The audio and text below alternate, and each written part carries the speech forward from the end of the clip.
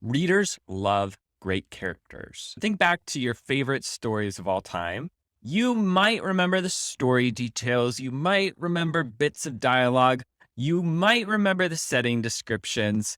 But let's be honest, you probably don't. But the characters, your favorite characters, you are going to remember them for your entire life.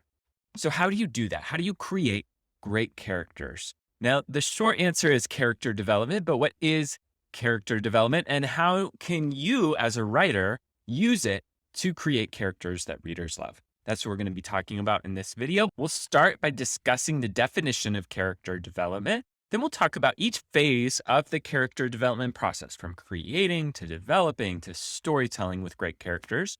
Then we'll look at some formulas, some rules that can be helpful and when to break those rules. And throughout, we'll look at lots of examples of great characters. Finally, we'll get you started writing out your great characters with an exercise. How does it sound? Ready to get started? Let's do it.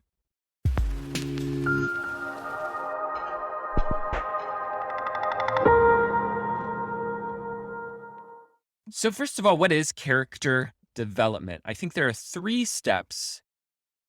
So first of all, what is character development? Character development is the process of creating and telling a story about a fictional character. It's about far more than a list of personality traits. When it comes to creating compelling characters, there are 3 steps. First, you need to create your character. Then you need to develop that character, making them more sympathetic and, if they're a villain, more villainous. And then you're going to put them into a story. That's it. Sounds easy, right? Actually, no, it's not easy at all. You're going to need to make hundreds of decisions to develop characters that people can fall in love with, that are original and believable. Each of these steps might take you days or months or even years, or they might happen in just a few moments. J.K. Rowling has said that Harry Potter really began when she had a vision of this young boy with a scar on her forehead jump on her train. You might already have an idea for a character or a whole crowd of characters right now. For J.K. Rowling, it took her another 5 years to develop Harry Potter and write the first book in that series. And that's what we're going to talk about in this guide. This process of taking ideas of characters and turning them into living, breathing people that can drive whole stories. So let's begin with the first step, creating characters, as well as the different types of characters you might need to create for your stories. Step 1 is how to create characters for your story. Of all of the steps that we're going to talk about, this is the one I have the least advice about. And that's because characters are rarely created. They're usually discovered. When I was working on the idea for my last novel, I had this vision of a curly-haired kid on a beach. And I didn't know anything about my story at that point, but I knew it had to have this kid in it. In the same way, most great characters that you're going to have in your writing are going to feel like they come from out of nowhere. You might get inspiration from real life. You might get inspiration from movies or books or other stories that you read. But I just encourage you to start looking around you, start noticing things, do some people watching, reread some of your favorite books, and you'll start to get a sense of what might inspire you to come up with some great characters. Now, that being said, there are types of characters that you will need in your story. And if you analyze the types of characters that you need, sometimes you can reverse engineer the characters themselves. So let's talk about different character types. When it comes to character types, there are 2 broad categories that characters find themselves in: protagonists and secondary characters. Now, most stories have only 1 or 2 protagonists, main characters, which means that most of your characters will be secondary characters. But let's start by talking about what a protagonist is. The definition of a protagonist is the primary character of a story. It's the character at the center of the plot whose choices really drive the story and whose fate determines the story's outcome. Protagonists tend to be dynamic characters. They have a character arc. They change throughout the story. If you want to know more about character arcs and story arcs, we have a video on that. You can find it right there. Protagonists also tend to be a point of view character, meaning the narrator either follows their point of view or they're a first person narrator. They're actually telling the story from their perspective in first person.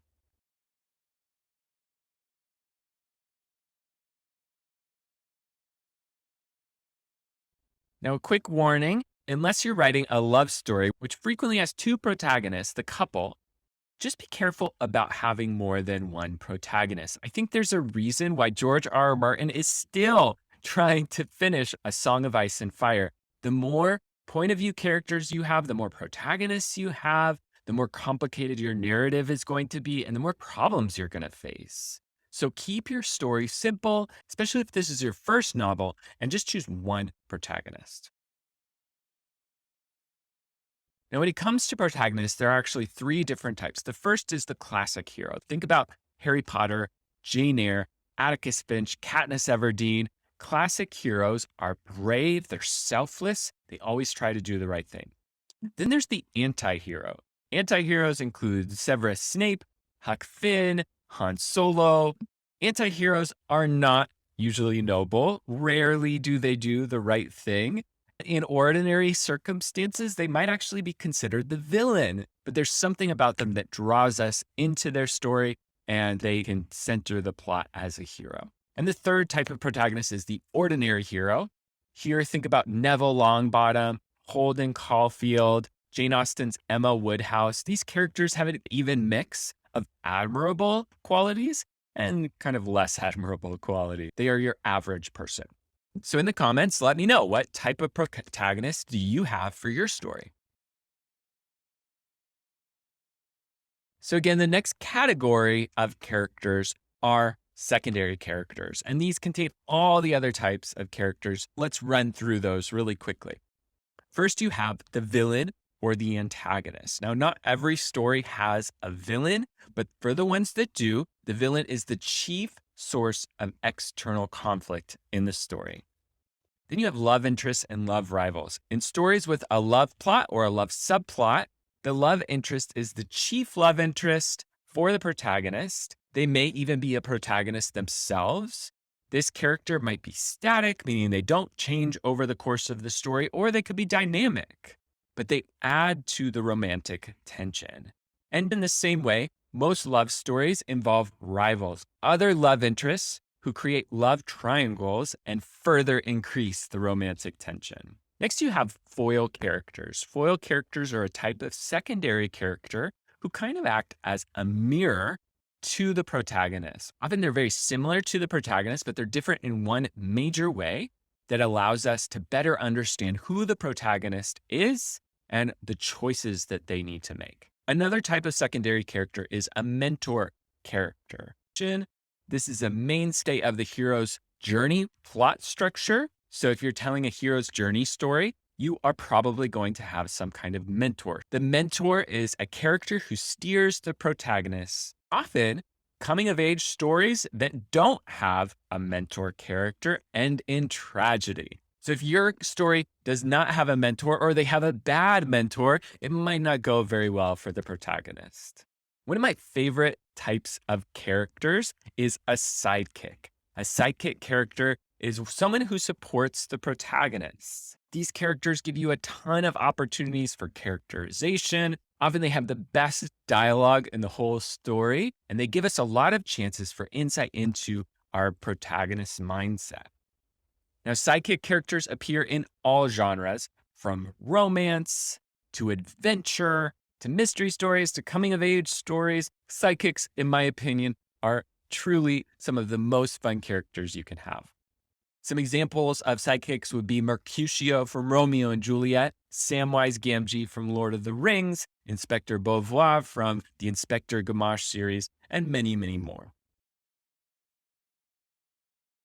Depending on your story, you might have multiple sidekick characters for your protagonist, but usually they're going to have one main sidekick. Another type of character are just side characters. Side characters often can have fully developed personalities. You can have long interactions with them, even deep backstories. but they rarely make decisions. They don't have much change throughout the story. They tend to be more static characters. Related to side characters are what's known as the chorus. A chorus is a term from playwriting, especially from Greek. These characters might have names or they might not. They might have some vague descriptions, but they do not have fully developed personalities. They're mostly there to serve as bystanders. And the last type of character that I want to talk about are suspects. Suspects are especially important in mysteries, of course, and thrillers. These characters have fully developed personalities, and they serve as the objects of investigation for the detective protagonist. And their main purpose is to either be the villain, the perpetrator of a crime, or to serve as red herrings, to be the person who looks like they're guilty of the crime and throws off our expectations. Now, one note about secondary characters, great writers know that all characters have their own arcs. And your job as a writer is to choose how much of that arc that you show to the reader in your story. Your main job is to show the arc of your protagonist, not of secondary characters. So be careful about getting carried away, telling the stories of your secondary characters and kind of going down rabbit trails. Make sure you're staying focused on your protagonist. The second step of character development is to really develop your characters by making them more sympathetic and or villainous. Once you have a few characters, your work isn't done. Now you have to develop them. And to best develop them, I have a framework called the 7 characteristics of sympathetic characters. I learned most of this from Brandon Sanderson's really amazing characterization lessons, as well as Blake Snyder's Save the Cat, and my own research into story structure and characterization. But these characteristics are reader handy. We love characters with these personality traits, and by adding them, you can quickly create a bond with your readers. Think of this list as a checklist. The key is to include at least 2 or 3 of these characteristics early in your story, ideally in your protagonist's first scene, so that we can start to create a bond with your protagonist. Now, this list also works for secondary characters, and you can use it to quickly add depth and connection. And for your villains and antagonists, you can use this list in the opposite way, making the audience really dislike your antagonists, or even combining negative traits with sympathetic ones. All right, enough introduction. Let's talk about the 7 characteristics of sympathetic characters. The first characteristic of sympathetic characters is that they take action. You need to show your protagonist being proactive. Show them making hard choices right at the beginning when they're faced with a dilemma, and then taking action to get what they want. We like people who take their fate into their own hands, who take risks and don't just let life passively take them on. And we want the same thing from protagonists of our stories. The second characteristic is that they're treated unjustly. Show your character being bullied, show them being persecuted, show them being treated unfairly or as the victim of some kind of injustice. One easy way to do this is to make your character an orphan. This is a trait shared by so many great characters, from Alexander Hamilton to Harry Potter to nearly all of Charles Dickens' protagonists, Anne of Green Gables, Mark Twain's Huckleberry Finn, and so many more iconic characters. The third characteristic of sympathetic characters are that they show competence. Readers are interested in people who are good at things, who show off their skill, who are competent. Give your character a chance to show off what they can do really early on.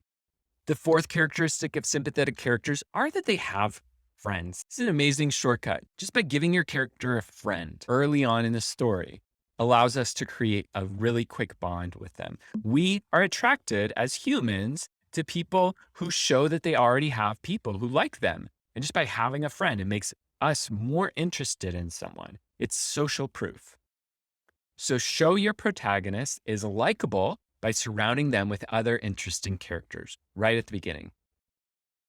The fifth characteristic of sympathetic characters is that they do some kind of good deed. Blake Snyder calls it saving the cat. By helping someone in need, your protagonist establishes themselves as the good guy. They might be kind of an anti-hero. They might have a lot of other things that are not good about them. But just by doing one nice thing for someone in need, it makes us more sympathetic to them. Of course, you can use this the opposite way with your villain. If they do something evil to someone, if they kick the cat, then we instantly know that this is someone that we do not like. The sixth characteristic is that they have some kind of humanizing quirk. Quirks are memorable things that help us create an instant visualization of someone. Harry Potter's scar on his forehead, Ron Weasley's bright red hair, Hermione's frizzy hair. These can also include distinctive mannerisms like a speech pattern, unique voice, or habits. Humanizing quirks are especially important for side characters because you have less chances to describe them. You need to give people a really quick way to remember someone. But a simple quirk can also be a shortcut to help us quickly get to know a protagonist. And the seventh characteristic is a secret vulnerability. Everyone has a secret. It might be a phobia, like Bruce Wayne's fear of bats, Superman's weakness toward kryptonite, Inspector Gamache's terror of heights. By letting the reader in on your protagonist's secret vulnerability, you can create a bond that can last the entire story. When you're creating a secret vulnerability, just don't forget to also show that your character is competent. Once you've picked out 2 or 3 of these characteristics, include them in your early scenes. You can also include them throughout the story to make us fall in love with your character even more.